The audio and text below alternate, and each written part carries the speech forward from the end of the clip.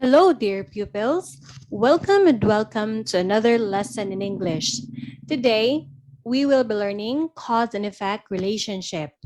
And later on, we will discuss about problem solution relationship as well. Now, I have here example of sentences. I want you to pause this video to study these sentences. What have you observed with these sentences? Some group of words in the sentences are written in italics. Like, for example, because he played under the rain, when he fell from the tree, when a strong quake occurs under the sea, since people keep going out without mask. Now, what do you call this group of words here? Are they the cause or the effect? Yes, they are the causes. And the group of words that are being underlined are the effects. Now, let us define what is a cause and what is an effect. So in any cause and effect relationship, there's always one event that serves as a cause and another event that becomes the effect. The cause is the reason why something happens, while the effect is the result of something that happened. Whatever the case may be, the cause always takes place before the effect, and the effect always happens last. Remember that the cause is the one that happens first, while the effect always happens last.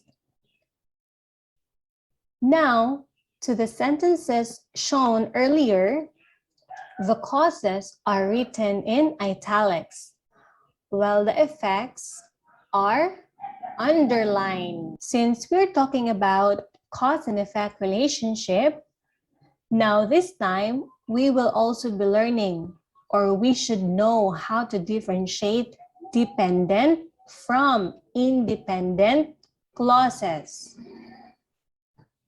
Let us go back to these sentences. We have learned that the group of words that are written in italics are the causes, while the group of words that are underlined are the effects. Now, what if I'm going to remove all the effects here? Let us study what will happen to the group of words without the effect.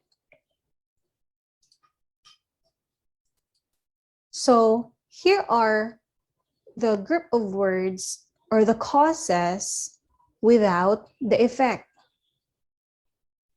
Do you notice how the word structure of all the causes are written? If you erase all the connected effects, will they stand on their own as a sentence?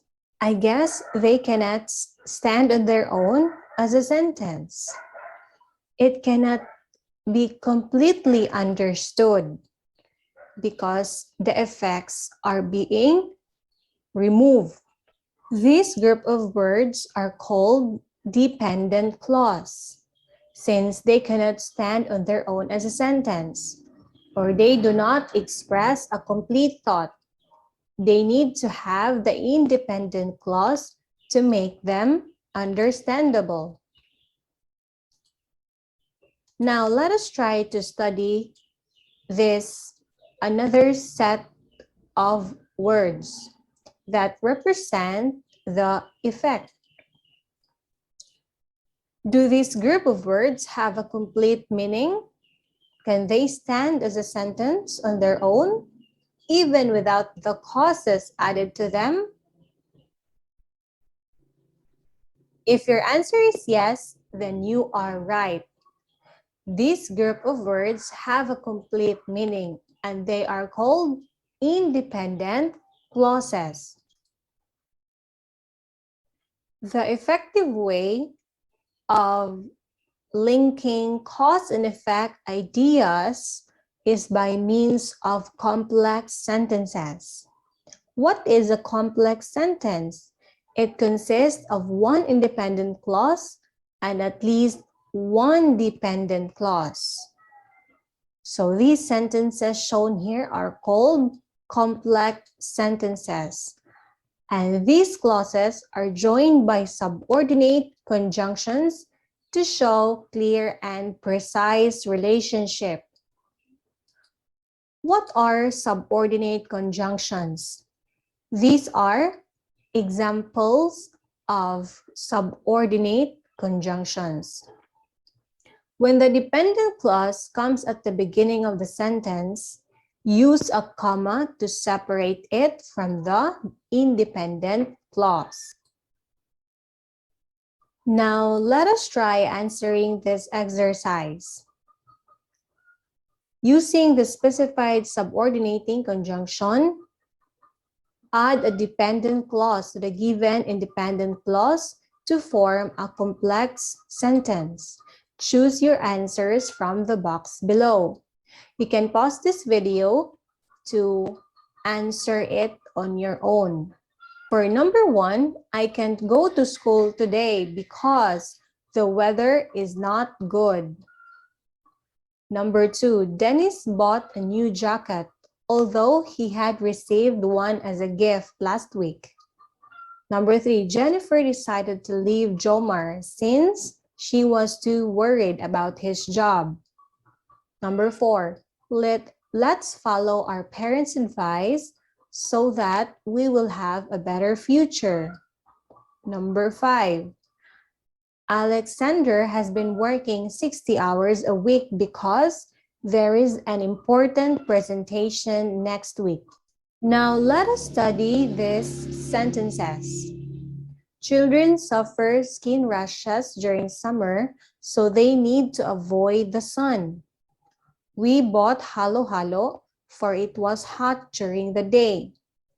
These sentences shows the problem-solution relationship. A problem and solution sentence is a sentence pattern where there is a concerning issue, that's a problem, and a remedy to the said issue, the solution. Most often, the word used to form the compound sentence that shows a problem-solution relationship is the conjunction so. Here are another example of compound sentences that show the problem and solution relationships. So these sentences here is using the coordinating conjunction so. However, the coordinating conjunctions for and or may also be used. For example, we left the party for it was already getting late. You need to drink enough water or you will end up dehydrated. The most commonly used coordinating conjunctions are fanboys. Just remember this abbreviation. F for, A for and, N for nor, B for but, O for or, Y for yet, and S for so. Let us try another activity for this topic, the problem-solution relationship. You can pause this video to answer this on your own.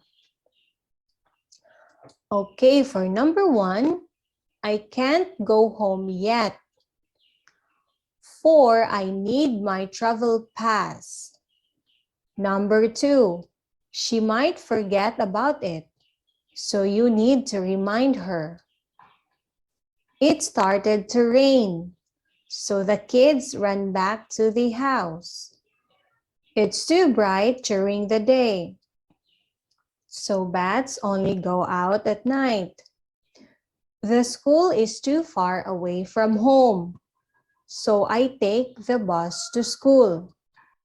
I guess that ends our lesson in English. And if you are still here with me right now, congratulations, because I know you have learned something from our lesson. And hope to see you next time. Bye.